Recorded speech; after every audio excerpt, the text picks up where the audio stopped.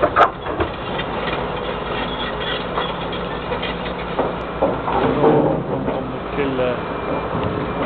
Stavanger 2011.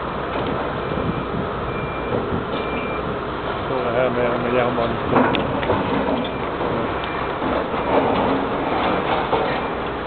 Ser borte der, så det er jo Gullfjordsvegen.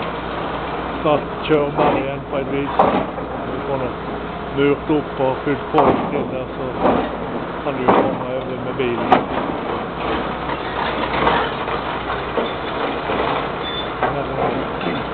Det er mye masse her som må lastes ut.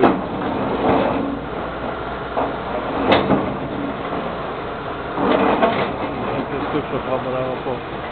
Vi kan våre til vinnere. Det er sånn brukt pulver.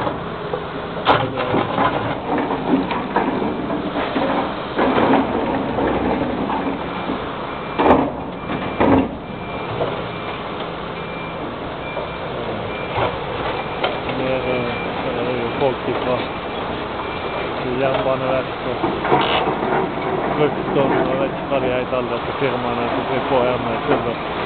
Det er jernbanearbeid.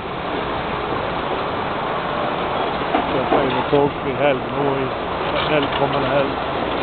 Og de skal legge om og legge jernbanen ut på den nye fyllingen.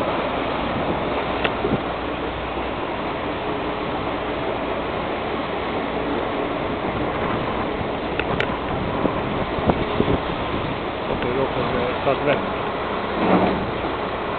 Og tatt vekk skinnegangen her. Og graver seg ned så vi får fortsette med kulden inntil fjellet.